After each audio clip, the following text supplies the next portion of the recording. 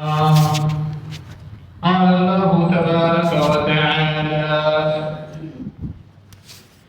يا أيها النبي إذا جاءك المؤمنات يبايعنك على ألا يشركن بالله شيئا ولا يسرقن ولا يزنين ولا يقتلن أولادهن ولا يأتين ببهتان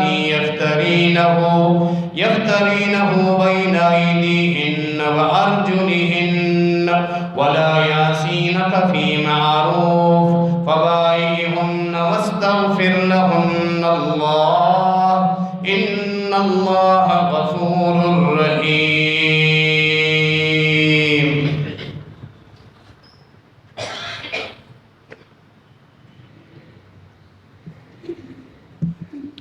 سورہ الممتحنہ کی ایک آیت مبارکہ آپ کے سامنے تلاوت کی ہے.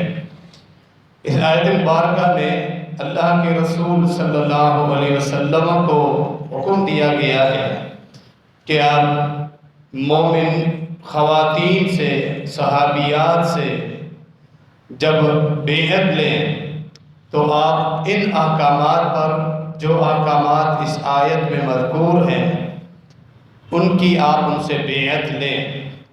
نبی مکرم خاتم النبیین جناب محمد رسول اللہ صلی اللہ علیہ وسلم جس طرح ایمان لانے والے مردوں سے بیعت لیتے تھے، اسی طرح ایمان لینے والی خواتین سے بھی بیعت لیتے تھے. مردوں سے جب بیعت لیتے تو ہاتھ کے ساتھ ہاتھ ملاتے تھے، لیکن خواتین کے ساتھ بیعت زبانی لیتے تھے، ہاتھ نہیں ملاتے تھے، زبانی بیعت لیتے. بیعت لینا یہ ایک معاہدہ ہوتا تھا، یعنی کہ ہم اللہ رب العالمین کو گواہ بنا کر آپ سے معاہدہ کر رہے ہیں کہ جو یہ احکامات ہیں، جس چیز پر ہم سے بیعت لی جا رہی ہے، ہم حتی المقدور ان احکامات پر عمل کریں گے اور ان سے روگردانی نہیں کریں گے. مردوں سے بھی بیعت لی گئی، اسی طرح خواتین سے بھی. عائشہ رضی اللہ عنہ فرماتی ہیں کبھی پوری زندگی اپنی بیویوں اور اپنی باندیوں کے علاوہ اللہ کے رسول صلی اللہ علیہ وسلم نے کسی خاتون کو چھوا تک نہیں. تو اس آیت مبارکہ میں اللہ رب العالمین نے حکم دیا ہے نبی جب اہل ایمان میں سے خواتین آپ کے پاس آئیں، ایمان کا دعویٰ کرنے والی، وہ آپ سے بیعت لے رہی تو آپ ان سے بیعت لیں. الا اللہ یشرکن باللہ شیئا، سب سے پہلی اور بنیادی بات جو دین اسلام کی بنیاد ہے، جس کے بغیر انسان کا کوئی عمل قبول ہی نہیں ہوتا، جس کے بغیر رب العالمین کی قربتیں حاصل نہیں ہوتی، کہ اللہ کے ساتھ کسی کو وہ شریک نہیں ٹھہرائیں گی، عقیدہ توحید سمجھیں گی، اسی کے مطابق پوری زندگی گزاریں گی. ولا یسرق، چوری کا عمل نہیں کریں، کبھی کسی کی چیز بغیر اجازت کے نہیں اٹھائیں. پڑوس میں کسی خاتون، سہیلی یا کہیں تعلقات ہوں، گھروں میں آنا جانا ہو، یا کوئی موقع سامنے آئے اور شیطان وسوسہ ڈالے، جس طرح انسان لالچ میں آ کے چوری کرتا ہے، ایک کبیرہ عمل ہے. ہر وہ گناہ کبیرہ گناہ ہے جس کے متعلق شریعت نے حد بھی مقرر کی ہو.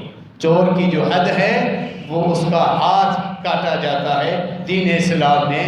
اگر اس کی چوری کی جو چیز اس نے چوری کی ہے وہ ربع دینار، تقریباً 5-6 ہزار کے برابر آج کے حساب سے قیمت بنتی ہے، اس سے کم ہو تو خالی تعزیر وغیرہ ہاتھ کاٹا جائے، جہاں شرعی اسلامی قواعد اور سزائیں مقرر. چوری نہیں کریں، زنا نہیں کریں، انتہائی خطرناک عمل جو کہ رب العالمین نے حرام قرار دیا ہے، مردوں پر بھی خواتین پر بھی.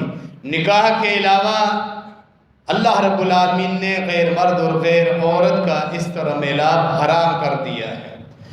نکاح کے علاوہ جو صورتحال تھی وہ جب باندیوں کا وقت تھا صورتحال تھی، اب یہ صورتحال نہیں. اب جسمانی یا جنسی جو تسکین ہے صرف نکاح کی صورت میں ہی منحصر. وہ زنا جیسا فحشکاری جیسا عمل نہیں کریں گے.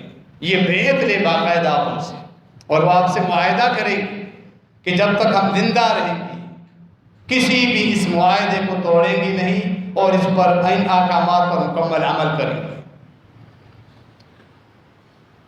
اسی طرح وہ کسی بھی مرد یا خاتون پر جھوٹا بہتان نہیں باندھیں گے. وَلَا يَأْتِينَ بِبُهْتَانٍ يَفْتَرِينَهُ بَيْنَ أَيْدِيهِنَّ وَأَرْجُلِهِنَّ. حسد ہوتا ہے، رشک ہوتا ہے، یا کسی معاملے میں دنیاوی ذاتی معاملات میں کسی خاتون کو ذلیل کرنا مطلوب ہو، کوئی دنیاوی کس کسر اس کے اوپر باقی ہو، تو ذاتی معاملات، ذاتی عناد کی بنا پر جھوٹی کہانی گھڑ کے کسی خاتون کو ذلیل کرنے کے لیے جھوٹا الزام نہیں لگائیں. بلا یاتین ببہتان. اور پھر آخر میں یہ کہ کسی بھی نیک کام میں جو آپ کی طرف سے حکم ملے گا اس میں نافرمانی نہیں کریں. جب وہ بیعت کر لیں ان چیزوں پر خواتین صحابیات، پھر آپ پر بھی حق ہے وَاسْتَغْفِرْ لَهُنَّ اللَّهُ، آپ بھی ہاتھ اٹھا کر رب العالمین سے ان کے لیے استغفار کرتے رہے. یعنی وہ ایمان لے کر آئے، پھر معاہدہ کیا، بیعت کی، پھر ان صحابیات کا، مومنات کا آپ کے اوپر بھی حق ہے، آپ ان کے لیے استغفار کریں. اور بے شک اللہ رب العالمین بخشنے والا بڑا ہی رحمان ہے. دین اسلام نے خواتین کے لیے بھی احکامات نازل فرمائے، ان کو خصوصی ایک درجہ عطا فرمایا. گزشتہ خطبوں میں آپ نے چند خوش نصیب خواتین کا ذکر سنا جن کو اللہ رب العالمین نے بڑا ہی مقام و مرتبہ دیا، جو تقوی کے میدان میں انتہائی اونچی شان تک پہنچی، اور قیامت تک جو دین اسلام کی تاریخ میں ان کو یاد کیا جاتا رہے گا، ان کے نقش قدم پہ چلنے کا مردوں کو بھی باقی خواتین کو بھی حکم ہے. اب آج کے اس خطبے میں ہم کچھ جائزہ لیتے ہیں خواتین کے لیے اسلام کے احکامات اور ان کو مجموعی طور پر مطلقاً عمومی طور پہ کیا حیثیت دی ہے، انہیں کن چیزوں کا پابند کیا ہے، ان کی زندگی میں عبادات کے معاملات میں ان کے لیے خصوصی احکامات کیا ہیں، جاہلیت میں ان کا کیا تصور تھا، جاہلیت کے معاشرے میں ایک خاتون کی حیثیت کیا تھی، اور پھر اسلام نے ایک خاتون کو حیثیت کیا دی ہے. آج کے اس خطبے میں ہم تھوڑا سا جائزہ لے سکتے ہیں، اس لیے کہ ایک وسیع موضوع ہے. اہل علم نے باقاعدہ لمبی کتابیں اور تصانیف تحریر کی ہیں احکام النساء، کہ وہ احکامات، وہ شرعی معاملات عبادات کے متعلق ہوں یا باقی معاملات کے متعلق ہوں، خواتین کے لیے جو احکامات ہیں ان کو علیحدہ باقاعدہ تصانیف تحریر کی ہیں.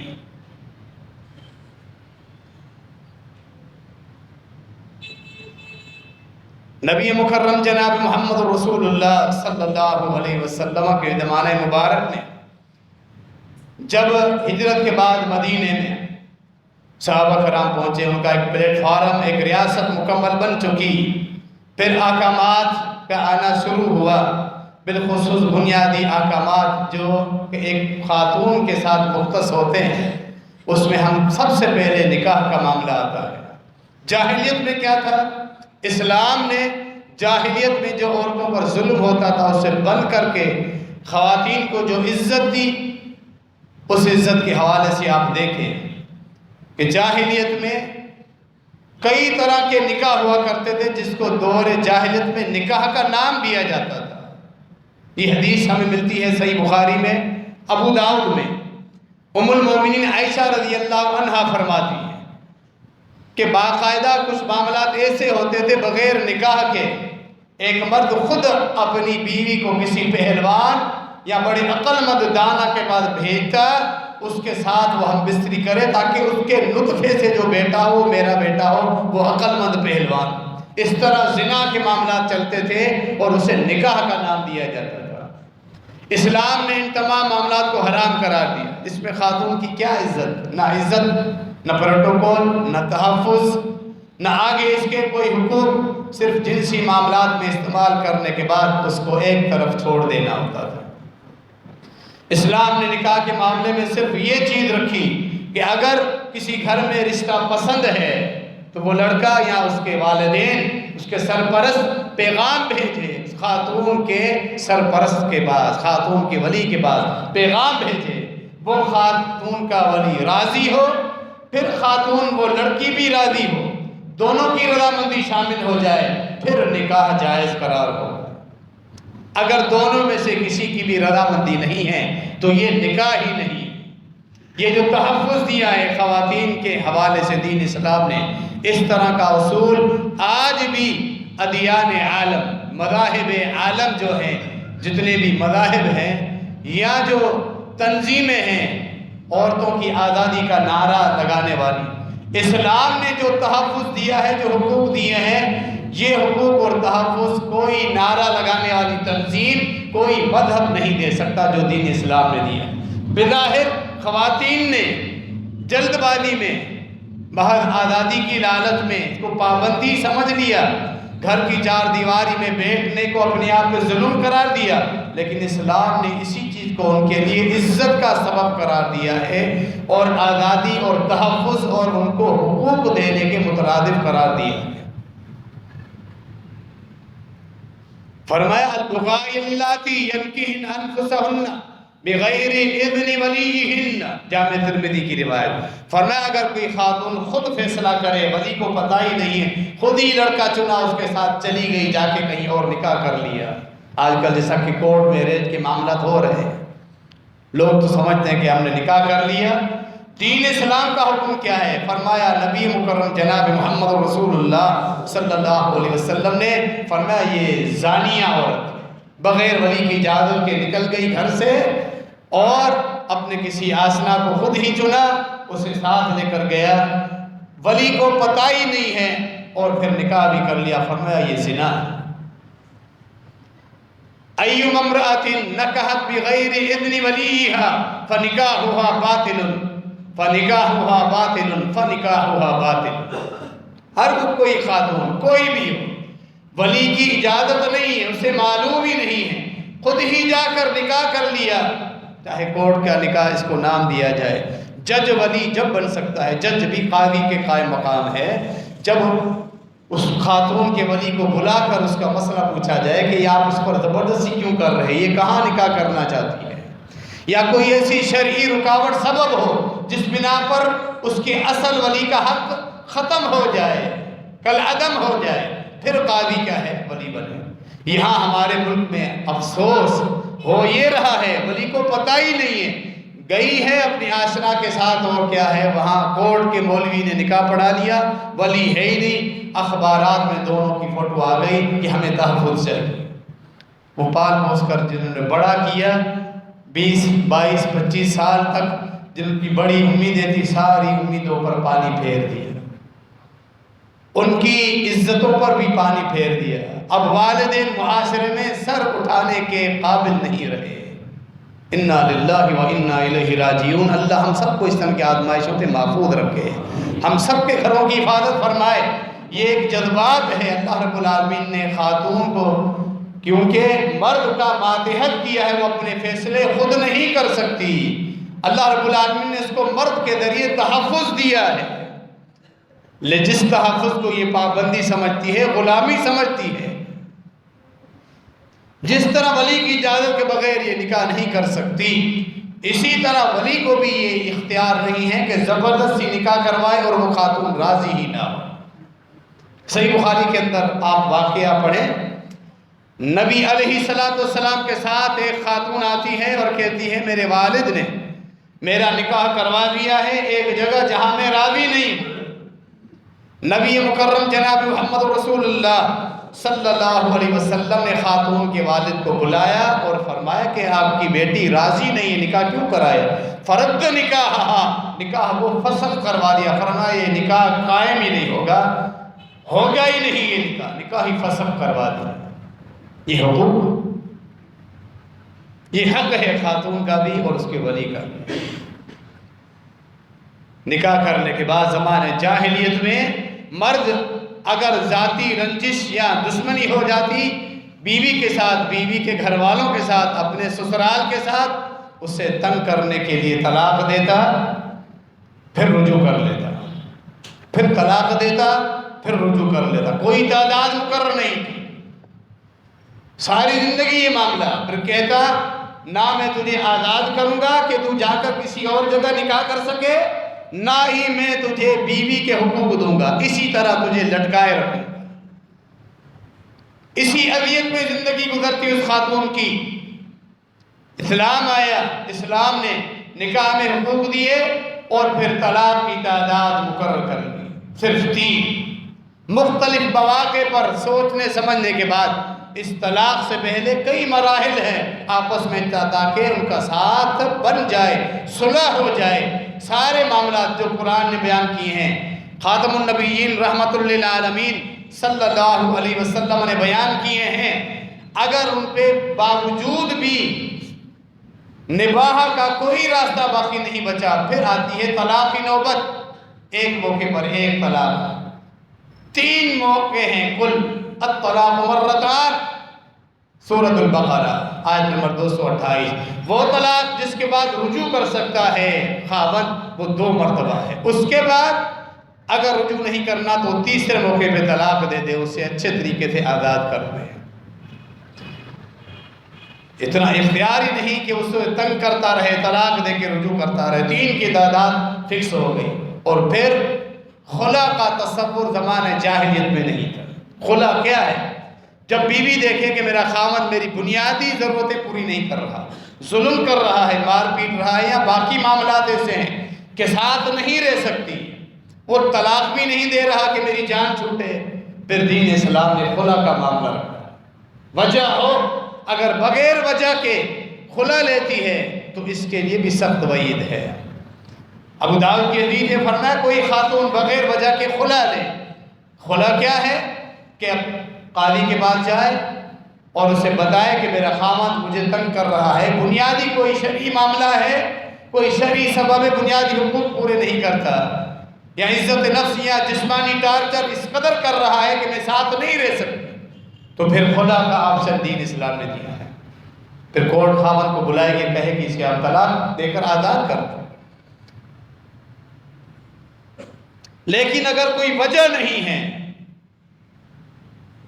کوئی شرعی عذر نہیں، حقوق پورے ہو رہے ہیں، اس خاتون کے اندر ہی اپنے ذاتی کچھ مسائل ایسے ہیں جس بنا پر علیحدگی چاہتی ہے، خاوند شرعی حقوق پورے کر رہا ہے، اس کے باوجود خلا لے رہی، فرمایا قیامت کے دن ایسی خاتون جنت کی خوشبو بھی نہیں پا سکتی۔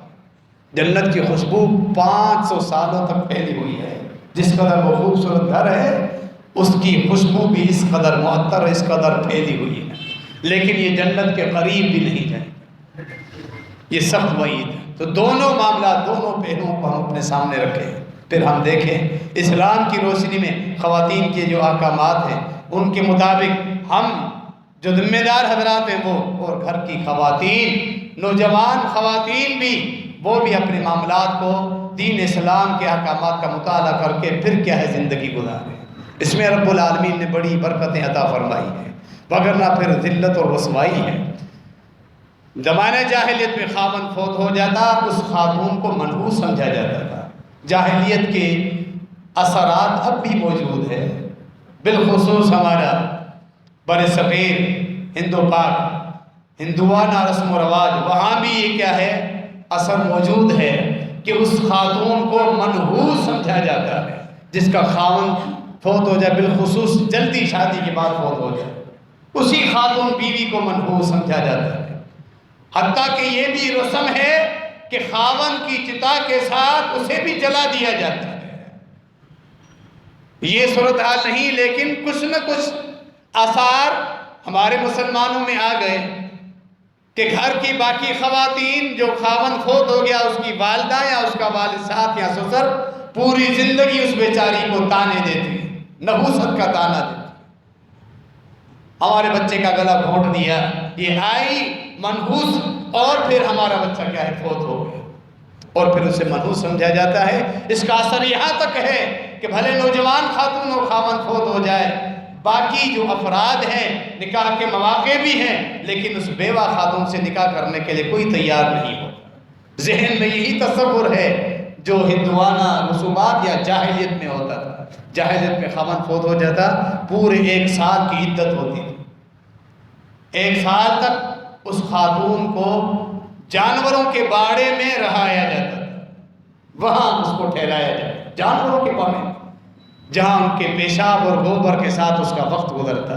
انتہائی موٹے اور سادہ کپڑے، گندے کپڑے، گندے لباس کے ساتھ اسے زندگی گزارنا پڑتی، سادہ کھانا اس کو جانوروں کی طرح پھینک کر دیتے، اس طرح سال گزارتی، بڑی تکلیف کے ساتھ۔ سال مکمل ہوتا تو پھر ایک خصوصی رسم کروائی جاتی، اس نظریے کے ساتھ کہ اس رسم کے ساتھ جانور کے اوپر بٹھایا جاتا، پھر یہ نظریہ رکھا جاتا کہ اب اس کی جو نحوست ہے وہ اس جانور میں کنورٹ ہو گئی ہے، اب یہ نحوست سے آزاد ہے، اب کوئی خور خواہ مرد اس سے نکاح کر سکتا ہے۔ دین اسلام نے پہلے شروع میں 1 سال خاتون کی عدت تھی بیوہ کی، اس کے بعد اس کی عدت کو 4 مہینے 10 دن کر دیا۔ ایک خاتون آتی ہے نبی علیہ السلام کے پاس، صحیح بخاری کی حدیث، اور کہتی ہے میری بیٹی کا خاوند فوت ہو گیا ہے، عدت میں بیٹھی ہوں، اس کو آنکھوں میں اب تکلیف شروع ہو گئی ہے دوران عدت، بیوہ کی جو عدت، میں چاہتی ہوں اسے سرما پہنے۔ سرما میں ایک ایسا اثر ہے کہ آنکھوں میں تکلیف ہو تو وہ درست ہو جاتی ہے، لیکن ساتھ ہی خوبصورتی بھی ہے۔ جو بیوہ کے احکامات ہیں اس میں 4 مہینے 10 دن کے سوگ بھی ہے کہ یہ شوخ رنگ کا، تیز رنگ کا کپڑا بھی نہیں پہن سکتی، ہار سنگار اور سرخی وغیرہ رنگین کپڑے، سرما، ایسی چیزیں استعمال نہیں کر سکتی، زیورات وغیرہ نہیں پہن سکتی۔ یعنی کہ خاوند کے ساتھ جو تعلق رہا، اللہ نے یہ رشتہ ہی ایسا پاکیزہ رکھا ہے کہ اس بیوی پر حق ہے کہ وہ 4 مہینے 10 دن تک عدت میں بیٹھے، سوگ میں بیٹھے۔ اس عدت کے احکامات میں بھی بڑی تفصیل ہمارے معاصر میں بتانا مطلوب ہے، اللہ نے موقع دیا تو کبھی بتائیں گے۔ بنیادی بات یہ ہے کہ پھر سوالات آتے ہیں کہ اپنے خاتون اپنے دیور سے پردہ کرے یا نہ کرے، داماد سے پردہ کرے یا نہ کرے۔ اصولی جواب یہ ہے کہ عدت میں پردے کے احکامات وہی ہوتے ہیں جو خاتون کے عدت کے علاوہ عام زندگی میں احکامات۔ عدت میں بیٹھنے کی وجہ سے پردے کے احکامات میں فرق نہیں پڑتا، دیور سے تو شریعت میں ویسے ہی پردہ ہے، صرف عدت میں تھوڑی پردہ ہے، ویسے ہی عام زندگی میں پردہ ہے۔ داماد سے پردہ نہیں ہے، عدت میں بھی پردہ نہیں، تو عدت میں بیٹھنے کے بعد پردے کے احکامات وہی ہوتے ہیں جو عام خاتون کی زندگی میں پردے کے احکامات ہیں۔ پھر زمانے جاہلیت میں یہ تکلیف کے ساتھ مرحلہ گزرتا، دین اسلام نے 4 مہینے 10 دن رکھا۔ اگر خاتون حاملہ رہی، حالت حمل میں ہے، خامن فوت ہو جائے تو پھر ڈیلیوری تک اس کی عدت ہے۔ کوئی زائد پابندی ایسی نہیں کہ وہ 4 پائے پہ نہیں بیٹھ سکتی، زمین پہ ہی بیٹھے، اچھے کھانے نہیں کھا سکتی یا گھر کے کام کاج نہیں کر سکتی، یہ ہم نے خود اپنی طرف سے بنائی ہوئی ہے۔ دین اسلام نے جو پابندیاں بتائی ہیں انہی کو ہی سامنے رکھے۔ پھر یہ بھی لازمی نہیں کہ 4 مہینے 10 دن پورے ہوں تو فوراً اسی دن اپنے خاوند کی قبر پہ جائے، یہ بھی لازمی نہیں۔ بہرحال دین اسلام نے 4 مہینے 10 دن رکھا اور کچھ احکامات بتائے خاتون کے لیے۔ حالت حیض میں جو مخصوص ایام ہیں، نبی علیہ السلام نے فرمایا یہ چیز اللہ رب العالمین نے آدم علیہ السلام کی بیٹیوں پر لکھ دی ہے، یہ اللہ کی مرضی ہے، اللہ کے احکامات ہیں ان کے اوپر۔ ایک دفعہ عید کا خطبہ ارشاد فرمایا، صحیح بخاری کے اندر واقع آتا ہے، عید الاضحیٰ یا عید الفطر، آپ صلی اللہ علیہ وسلم نے محسوس کیا کہ میری آواز پیچھے جو خواتین بیٹھی ہوئی ہیں ان تک پہنچ نہیں سکی، ان کے لیے خصوصی بات کا اہتمام کیا۔ پھر دوبارہ خواتین کے پاس پیغام بھیجا کہ تم بیٹھی رہو، میں تمہارے پاس آ رہا ہوں واعظ کرنے کے لیے۔ خواتین خوش ہوئی، اپنی جگہوں پر بیٹھ گئی۔ خاتم النبیین جناب محمد رسول اللہ صلی اللہ علیہ وسلم پہنچتے ہیں، ان کو وعظ و نصیحت فرماتے ہیں، پھر دوران بات فرماتے ہیں، یا معشر النساء تصدقن فانی اریتکن اکثر اہل النار۔ فرمایا کہ خواتین کی جماعت، تمہیں چاہیے کہ کثرت کے ساتھ تم صدقہ نکالو، تمہارے اوپر زیادہ لازم ہوتا ہے صدقہ تم کثرت سے نکالو، بالخصوص خواتین سے خطاب تھا۔ وجہ کیا ہے؟ مجھے جب جنت اور جہنم دکھلائی گئی، میں نے دیکھا جہنم میں خواتین کی تعداد زیادہ ہے۔ فَإِنِّي أُرِيدُكُنَّ أَكْثَرَ أَهْلِ النَّارِ، صحیح بخاری میں۔ جہنم میں خواتین کی تعداد زیادہ ہے، چونکہ صدقہ جہنم سے بچنے کا سب سے قوی مضبوط عمل صدقہ۔ اللہ رب العالمین کے فرائض کے بعد جو نیکی اللہ کے قریب انسان کو کرتی ہے، اللہ کے غصے کو ٹھنڈا کرتی ہے، قبر کے عذاب اور میدان حشر کی سختیوں میں آسانی کا سبب بنتی ہے، پل صراط تجاوز کرنے میں آسانی کا سبب بنتی ہے، جہنم سے نجات اور جنت کے داخلے کا سبب جو نیکی بنتی ہے، وہ ہمارا مالی صدقہ ہے۔ جو مال ہم صدقہ کرتے ہیں اپنی استطاعت کے مطابق، اللہ کو یہ عمل بڑا ہی محبوب ہے۔ فرمایا یہ عمل تم کثرت سے کرو، میں نے دیکھا ہے کہ تمہاری تعداد جہنم میں زیادہ ہے۔ خواتین نے فوراً جو زیورات پہنے ہوئے تھے، بلال رضی اللہ تعالیٰ عنہ نے کپڑے چولی کی طرح پھیلائے ہوا تھا، ان کے کپڑے میں اپنے زیورات، اپنی بالیاں، اپنے ہار چاندی کے سونے کے پھینک رہی۔ اللہ کے رسول صلی اللہ علیہ وسلم کا حکم تھا صدقہ کو، جہنم سے بچنا ہے، صدقہ شروع ہو چکا تھا۔ پھر فرمایا کہ باوجود اس کے کہ تمہارے دین میں بھی نقص ہے اور تمہاری عقلوں میں بھی نقص ہے، اگر بغیر پردے کے تم نکلو، اللہ کا خوف اگر تمہارے دل سے ختم ہو جائے، کسی مرد کو گمراہ کرنے کے لیے کسی ایک خاتون کا باہر نکلنا ہی کافی ہے۔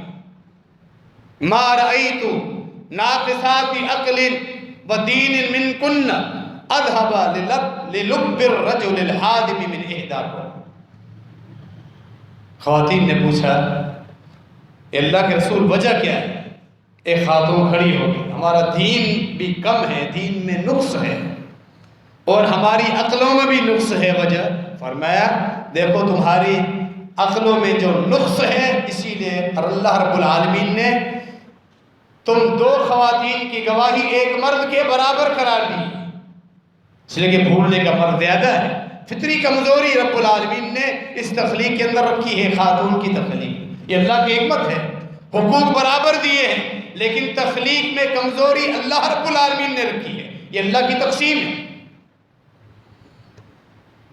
کہ تم دو خواتین ایک مرد کی گواہی کے برابر گواہی، یہ عقل میں کمزوری۔ فرمایا اللہ رب العالمین نے قرآن میں أَوَمَنْ يُنَشَّأُ فِي الْحِلْيَةِ وَهُوَ فِي الْخِصَامِ غَيْرُ مُبِينٍ۔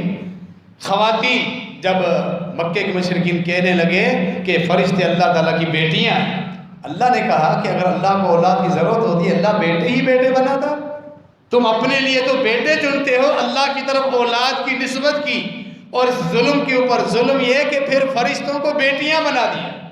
اللہ کو اولاد کی ضرورت بھی ہوتی، اللہ تو مختار کل ہے، اللہ پھر بیٹے ہی بیٹے اپنے لیے چنتا رہتا، لیکن نہیں، اللہ اسے پاک ہے۔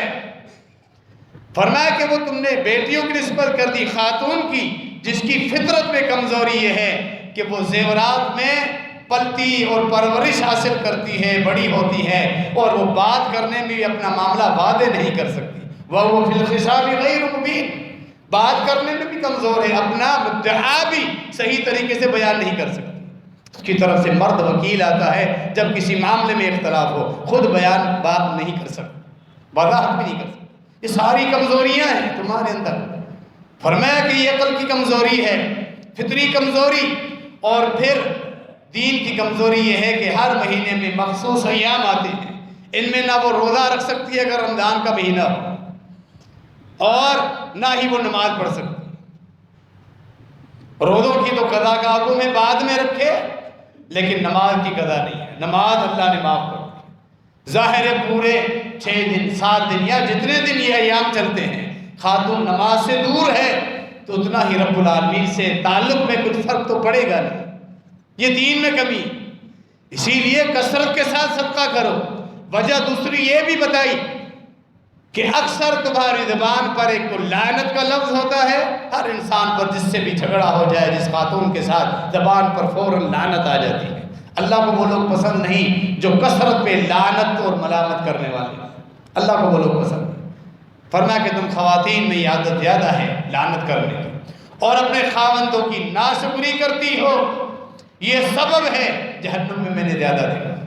یہ احکامات اللہ نے قرآن میں بھی فرمایا وَلَهُنَّ مِثْلُ الَّذِي عَلَيْهِنَّ بِالْمَعْرُوفِ، فرمایا ان خواتین کے بھی برابر کے حقوق ہیں، جس طرح خاوند کے حق ہیں بیوی کے اوپر، بیوی کے بھی حقوق ہیں خاوند کے اوپر۔ وَلِلرِّجَالِ عَلَيْهِنَّ دَرَجَةٌ، آگے فرمایا ہاں اللہ نے مقام و مرتبہ، نگرانی، حاکمیت مردوں کے حوالے کر دی، فیصلہ مرد کا چلے گا۔ اجازت کوئی کام کرنا ہے، باہر جانا ہے، میکے جانا ہے، اپنے خاوند سے اجازت لے کے پھر جانا، وگرنہ درجہ اللہ نے مردوں کو دیا، حقوق برابر۔ سیدنا ابراہیم علیہ السلام کا قصہ دیکھیں صحیح بخاری میں، یہ ناشکری جسے ہم شاید چھوٹا عمل سمجھتے ہیں، جس سے خاوند پریشان ہو جاتا ہے، بڑی محنت کرے سارا دن اپنے گھر اپنے بچوں کے معاملات بیوی کی ضروریات پوری کرنے میں وہ صرف کر دیتا ہے، اللہ کے حقوق بھی پورے کرنے ہوتے ہیں، نمازیں بھی، باقی معاملات، کاروبار، لین دین، دنیاوی کئی معاملات ہوتے ہیں، پھر اپنے بچوں کے معاملات، ان کے اسکول اور ان کے باقی ضروریات، اور ان کے لیے جتنے بھی ضروریات ہیں، بنیادی لباس ہے سردیوں کا، گرمیوں کا، 3 وقت کا کھانا، گھر میں چھت میسر کرنا، وہاں کوئی تکلیف نہ ہو، بیماری وغیرہ، سارے معاملات میں وہ بیچارہ مصروف ہوتا ہے، مزدوروں کی طرح کام کرتا رہتا ہے تاکہ میرے بیوی اور بچوں کو شکایت نہ ہو، کوئی تکلیف نہ ہو۔ لیکن انسان ہے، کبھی کہیں کوتاہی ہو جائے، کوئی چیز کہیں بھول گیا، فوراً منہ بنا لیا، سارے سامان آ کے رکھے، ایک ہی چیز کم تھی، سارا سامان فوراً، میری بات کی حیثیت ہی نہیں ہے، کتنے دن ہو گئے ہیں بول رہی وہ چیز نہیں ہے، یعنی فوراً پھر ناشکری پہ اتر آتی۔ یہ اللہ کے رسول صلی اللہ علیہ وسلم خاوندوں کی ناشکری۔ ابراہیم علیہ السلام اسماعیل علیہ السلام کو جب چھوڑ کر آئے تھے مکے والی جگہ پر، سال چوتھے 5ویں مہینے جایا کرتے تھے دیکھ بھال کرنے اپنے گھر والوں کی۔ اسماعیل علیہ السلام کی قبیلہ جرہم جو وہاں آ کے رہائش پذیر ہوا، پھر وہاں پورا ایک مکے کی آبادی بننا شروع ہوئی، ایک خاتون کے ساتھ نکاح کروا دیا اسماعیل علیہ السلام۔ ابراہیم علیہ السلام آتے ہیں، گھر میں بہو ہے اسماعیل علیہ السلام کی بیوی۔ اسماعیل علیہ السلام باہر نکلے ہوئے ہیں، ابراہیم علیہ السلام اپنی بہو سے پوچھتے ہیں تمہارا گزر سفر کیسے چل رہا ہے؟ کہتی ہے بڑی تنگی ہے، بڑی تکلیف میں ہم ہیں، بہت مشکل سے گزارا ہو رہا ہے، معاملات پورے ہی نہیں ہو رہے۔ ناشکری کے الفاظ، پیغمبر کا گھرانہ اور خاتون کیا ہے، اس گھرانے میں ناشکری عورت کہاں برداشت ہو؟ یہ بہت بڑی بیماری ہے ناشکری۔ شکر گزار بننا بہت بڑی نیکی ہے، قناعت پسند ہو جائے انسان، جو کچھ گھر میں ہو اللہ کا شکر ادا کرے، پھر اللہ کا وعدہ بھی ہے لئن شکرتم لازیدنکم، شکر گزار بن جاؤ میں تمہیں بڑھا کر دیتا رہوں گا۔ اس ناشکری کی نحوست کی وجہ سے رزق کے دروازے بند ہو جاتے ہیں، مزید پریشانیاں پھیل جاتی ہیں۔ فرمایا تمہارا خاوند آئے تو بولنا، گھر دروازے کی چوکھٹ کو تبدیل کر دیں۔ اسماعیل علیہ السلام آتے ہیں اور محسوس کرتے ہیں کوئی آیا تھا، پوچھتے ہیں، بیوی بتاتی ہے ہاں خوبصورت شکل میں ایک بزرگ آئے تھے، آپ کا پوچھا باہر نکلے ہوئے تھے، کوئی حکم دے کر گئے؟ جی ہاں، ہمارا گزر سفر پوچھا، میں نے یہ کہا، پھر آپ کو یہ کہہ کر گئے کہ دروازے کی گھر کی چوکھٹ کو تبدیل کر دیں۔ بتایا میرے والد تھے اللہ کے خلیل ابراہیم علیہ السلام، حکم دے کر گئے ہیں کہ میں تمہیں طلاق دے دوں، جا اپنے گھر چلی جا، تمہیں طلاق نہیں برداشت ہوئی۔ اللہ کے نبی علیہ السلام کی حدیث بھی سنے، فرمایا اس ناشکری کثرت کے ساتھ لعنتا، اس وجہ سے میں نے دیکھا ہے کثرت کے ساتھ خواتین کی تعداد۔ پھر ایک اور خاتون کے ساتھ نکاح کرایا جاتا ہے اسماعیل علیہ السلام کا، ابراہیم علیہ السلام پھر آتے ہیں، اسی طرح اپنی بہو سے پوچھتے ہیں، نئی بہو سے، بڑا شکر کرتی ہے، شکر گزار لہجہ، اللہ کا شکر، اللہ کی حمد و ثنا جو چل رہا ہے بہترین۔ تو کہتے ہیں کہ تمہارا خاوند آئے، کہنا کہ گھر کی چوکھٹ کو مضبوط رکھے، ثابت رکھے۔ آتے ہیں، بیوی بتاتی ہے، پھر اسماعیل علیہ السلام کہتے ہیں میرے والد تھے یہ ابراہیم علیہ السلام، یہ واقعہ صحیح بخاری میں موجود ہے، یہ میرے والد تھے، مجھے حکم دے کر گئے ہیں کہ ہمیشہ تمہیں اپنے نکاح میں برقرار رہنا، انبیاء کے گھروں کی جو زینت جو خواتین بنتی تھی شکر گزار خواتین ہوتی، یہ بہت بڑا عمل ہے۔ ہم اسے چھوٹی بات سمجھتی ہیں، لیکن کسی معاملے میں جب ناشکری تھوڑی تاخیر بھی ہو جائے، بچوں کی دوائی میں بھی تاخیر ہو جائے، کچھ معاملات میں جو خواتین الفاظ کہتی، اس کا ذہنی ٹارچر جو مرد پر ہوتا ہے، آگے جس مسائل میں وہ الجھ جاتا ہے، اس کا اندازہ گھر میں بیٹھی ہوئی خواتین کو نہیں۔ وہ مرد ہی کیا ہے جھیلتے ہیں سارے معاملات کے آگے کیا کریں۔ اکثر خواتین یہ بھی کہتی ہیں کہ ہمارے اوپر تو خاوند کے متعلق خالی جو جنسی معاملات ہیں جو اللہ نے نکاح کے بعد جائز کرا دے، اس کے علاوہ گھر کی میں کام کاج خدمت کے والدین کی خدمت ہمارے ذمہ میں نہیں ہے۔ یہ آج کل جو دہریت اور الحاد پھیلایا جا رہا ہے، خواتین کو بغیر پردے کے باہر لایا جا رہا ہے، جلوس اور ریلیاں، میرا جسم میری مرضی جیسے الحاد والے نعرے، اور یہ کہنا کہ ہمارے برتن جا کے خود دھو، روٹیاں خود پکاؤ، سالن خود بناؤ، ہمارا یہ کام ہی نہیں ہے۔ خیل القرون کا دور دیکھا ہی نہیں ہے، صحابیات کا دور دیکھا ہی نہیں ہے۔ امام الانبیاء، امام المرسلین، انسانوں سے سب سے افضل ترین انسان جناب محمد رسول اللہ صلی اللہ علیہ وسلم کی بیٹی، جنت کی تمام خواتین کی ملکہ، ان کی زندگی دیکھیں خاوند کے گھر میں کیسے گزر رہی تھی۔ اب نمونے کے لیے انگریز خواتین کو اگر سامنے رکھو گی جن کی اپنی زندگی نہیں ہے، گھر میں کوئی عزت نہیں ہے، حیثیت نہیں ہے، ٹشو پیپر کی طرح جو استعمال ہوتی ہیں، وہ نمونہ سامنے رکھیں گی تو پھر وہی معاملہ ہوگا۔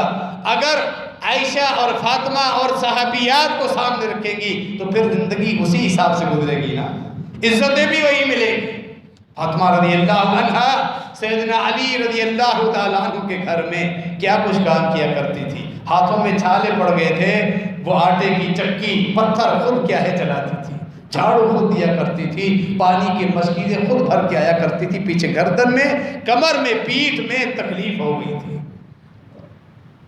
حتیٰ کہ ضرورت ہوئی کہ والد محترم کے پاس غلام آئے ہوئے ہیں، گھر میں ایک غلام آ جائے، خدمت کرے گا، کام کاج کرے گا، آسانی ہو جائے گی۔ رسول اللہ صلی اللہ علیہ وسلم نے منع کر دیا اس موقع پر۔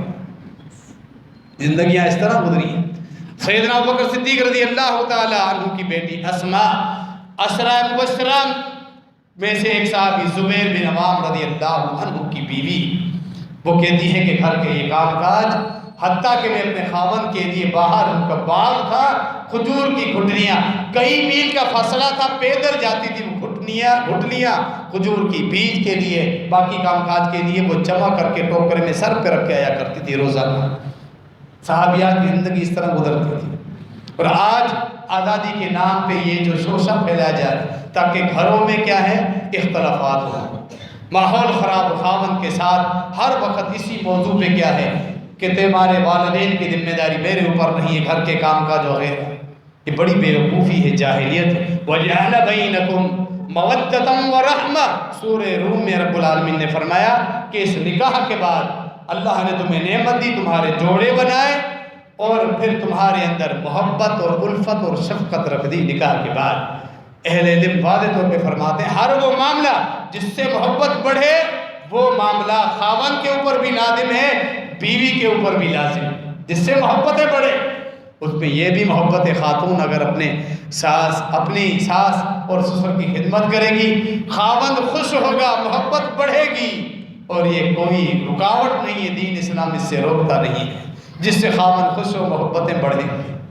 بے شمار ایسی چیزیں ہیں جو ہمارے آج کے اس ماحول نے بنائی ہوئی ہے، دین اسلام نے ہمیں وہ نظریہ دیا ہی نہیں ہے۔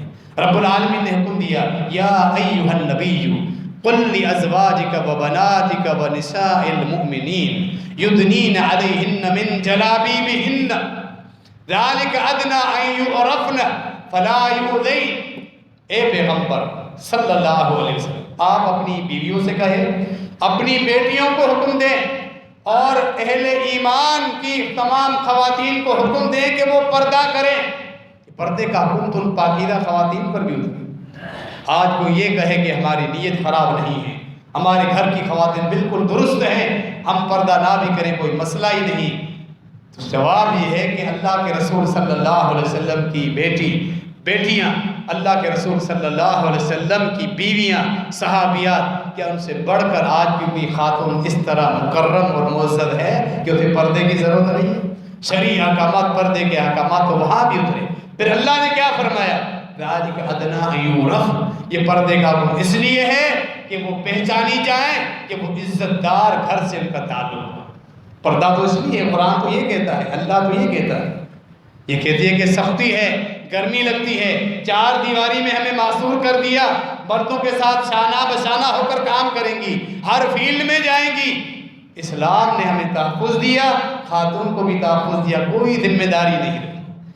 خامد جو کچھ گھر میں لائے وہ بس اس کو سنبھالنا ہے، لیکن ان کو باہر جا کے ہی اپنے آپ کو پریشان کرنا، اسی میں ہی ان کو کیا ہے، شیطان جھانسا دے کے گمراہی کی طرف لے کر آ رہا ہے۔ تو میں آیت پڑھ رہا تھا سورہ احزاب کی، فرمایا یہ پردہ کرنا تمہاری عزت کی علامت ہے تاکہ تمہیں تکلیف بھی نہ دی جائے۔ یہ پردے کا حکم تو اس لیے ہم اس کو کس طرف لے کر گئے کہ یہ ظلم ہے، یہ ہماری نا انصافی ہے۔ اللہ رب العالمین نے مردوں کے لیے بھی احکامات نازل فرمائے، خواتین کے لیے بھی احکامات نازل فرمائے۔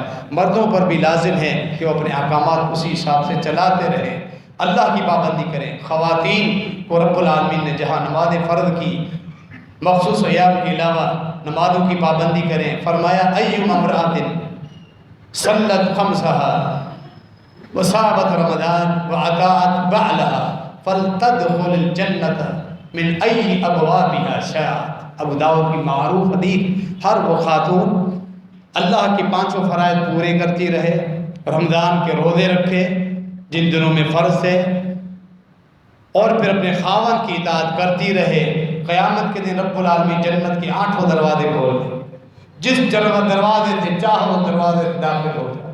یہ مقام و مرتبہ اللہ کی اطاعت خاوند کی اطاعت میں ملتا ہے۔ فرمایا مسند ابن خزیمہ صحیح سند کے ساتھ روایت ہے، 3 قسم کے لوگوں کی رب العالمین نماز قبول نہیں کرتا، بڑی سخت حدیث ہے، صحیح سند ہے۔ فرمایا غلام جو اپنے آقا کو چھوڑ کر بھاگ جائے، العبد العابد۔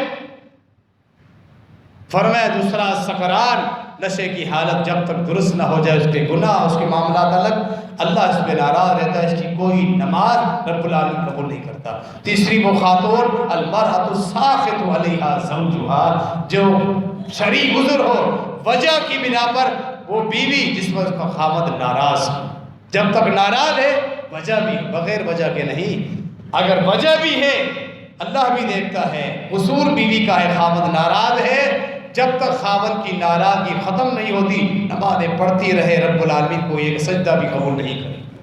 یہ سارے احکامات بھی تو دیکھیں۔ اللہ رب العالمین ہم سب کو اپنے احکامات کی پابندی کرنے کی توفیق عطا فرمائے، آمین۔ وما علینا الا البلاغ۔